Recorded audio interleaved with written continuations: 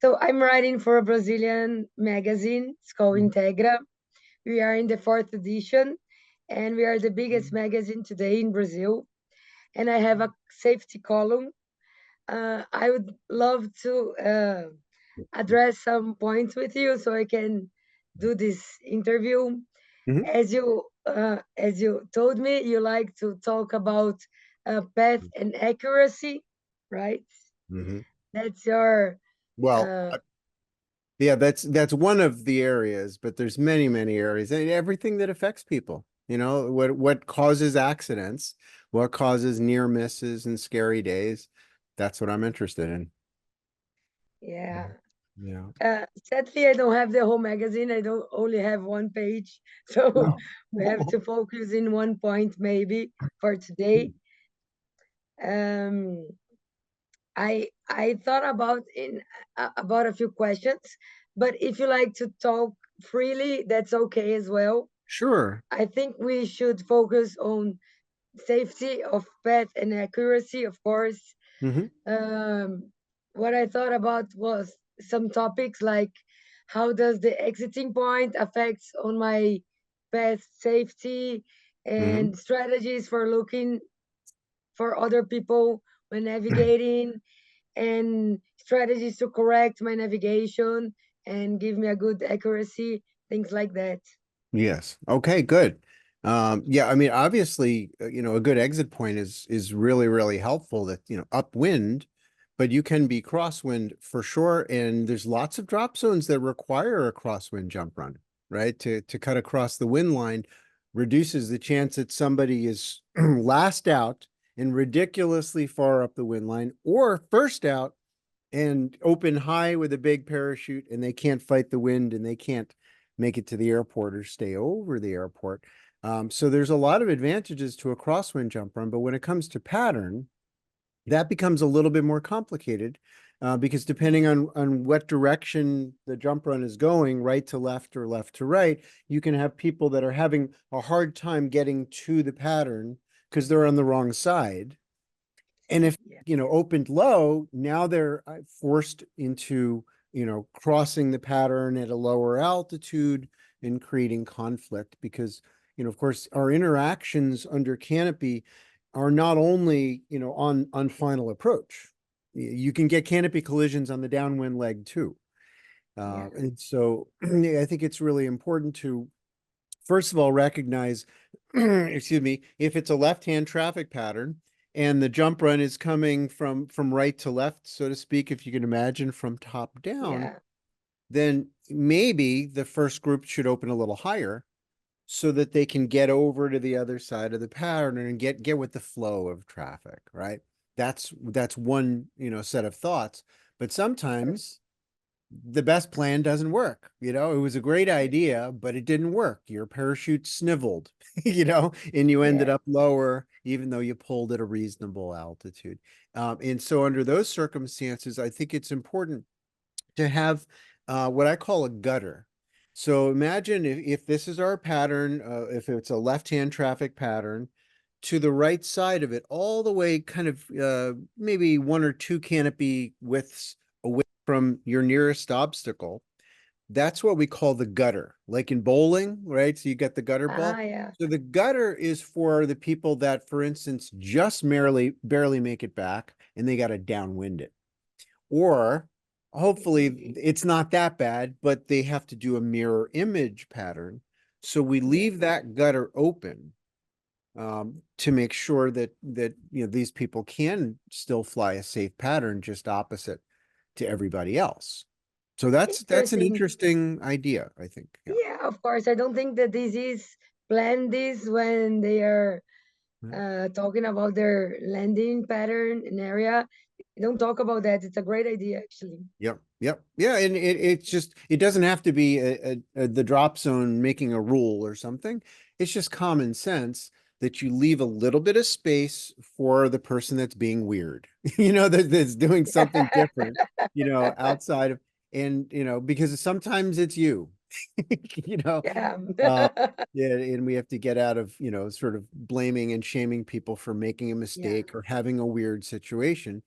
because we have to recognize sometimes things get complicated in skydiving. Yeah. Yeah, out Yeah. of our control, maybe. Yes. Um, nice.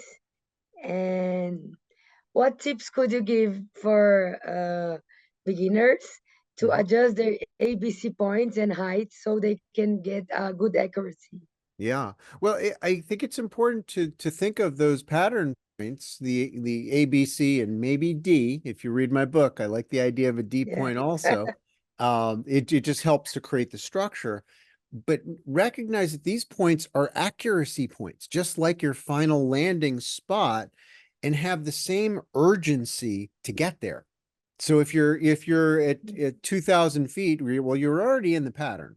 You're already Yeah. planning for an entry from the upwind side into it, or at least, there can be a crabbing component, but at least you have the power of the wind to get you there quickly, because that gives you the ability to just add some brakes and float yourself if you're a little too far away.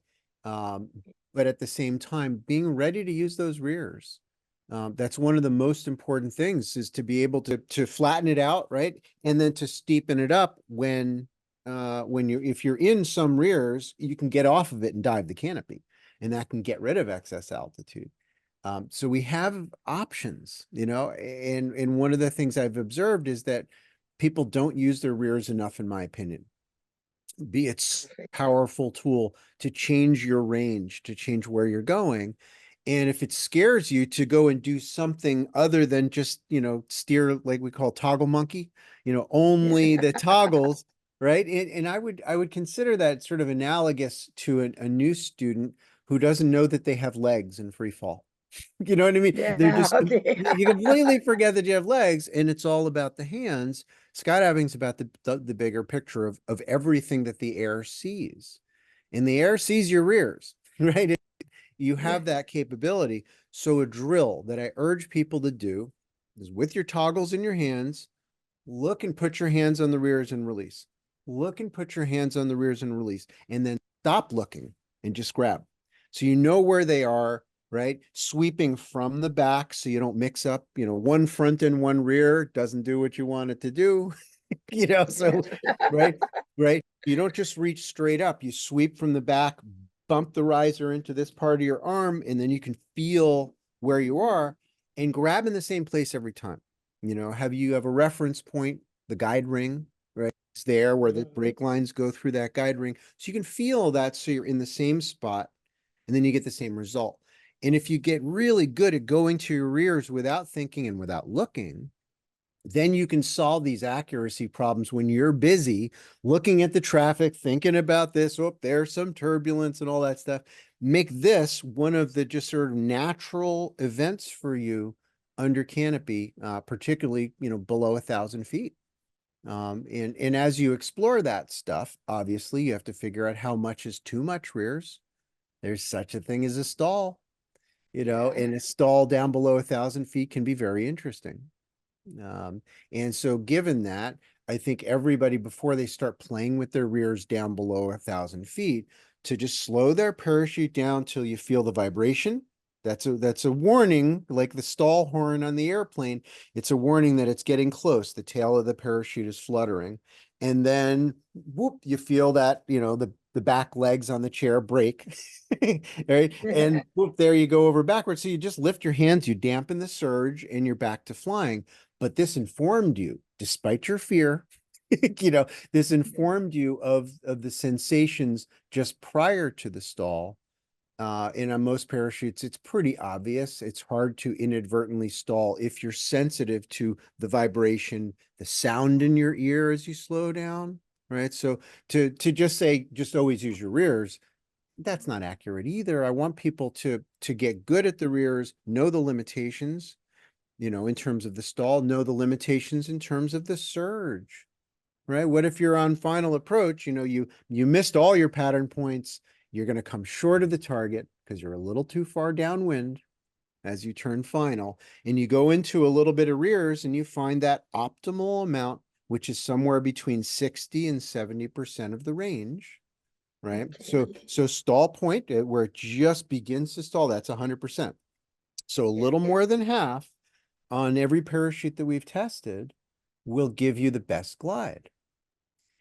All right. And so Nice. that's an important thing to know. And you got to figure out Yeah. on my parachute, how far is that? And is in inches or centimeters, right? What does it feel like relative to my body? If I grab in the same place, I'm going to get a same sensation every time. So I can go there like on a no-win day where I flew too wide a pattern, I'm too far away. And I can fix that problem right away in just a matter of a couple of seconds. And now I'm back on track. But here I am Yeah. on final. I solved the problem, and now I'm at 75 feet, and I go whoop, off of the rears. What happens, right? The canopy surges forward, the line tension goes away, right? You get, I call light in the loafers. You don't feel any G's. And that means that you're descending faster. The sound's going to come sooner. So recognize that there is a skill to releasing the rears as well. So you can let them up slowly. Of course, that's going to help, but also reduce body drag. Get those knees up so the canopy doesn't sort of downplane, right? The less body drag you have, D2 drag as we call it, the less the canopy is going to want to surge as you pick up airspeed. And that drag on your body is pulling you back. So staying small in the release of the rears, and as you let them out, you might even sort of go, oh, it's starting to dive, and you bump the rears a little bit, just a little bit on the way up, a little bump. And that can keep you from losing line tension, right? And the whole point is to preserve your flare capability. Yeah, Because of course. because it happens. I've seen it way too many times where they're in the rears and they fix the accuracy problem, and now they surge, the flare doesn't work, and they have a really accurate, very hard landing, you know, that Yeah. you kind of wish they hadn't done that, you know. Um, Yeah. and so I think that's I mean, there obviously there's way more, you know, as far as getting to those pattern points and making it right. But the rears are a wonderful tool. Make them your friend. These are great tips for our readers. I'm sure they will love this. Um, of course, for beginners, it's nice to have some orientation, not try for themselves. Yep, Yeah, absolutely. Yep. nice. Actually, I believe that's uh, Enough for one. Yeah, yeah, yeah, like you said, for- you only have one page. Yeah, at least with yeah. when I do safety first on Skydive Radio, I don't know if you have checked that out. Um, he says try to keep it down to minutes or less. Sometimes we go long, but I'm not limited. You know, so Yeah. I'll just talk and talk until the idea is complete. That's really the most important thing. As I would like to um, uh, give some room to we can interview you in another opportunity Yes. again. So Hmm. will be some tips for people that are like beginning Yep. and want to improve their skydive. If you allow me, I want to uh, post this interview as well, Yes. and I would like you to send me your contact for courses, so people Hmm. that want to learn more with you Yep. can get in touch. Yes. Yeah. Maybe I can come down there. I mean, I do a lot of international travel. Oh, I mean, I'm going to I be would in, love yeah, that. in just a few weeks, I'm going to be in Norway. And yeah, so I go all over.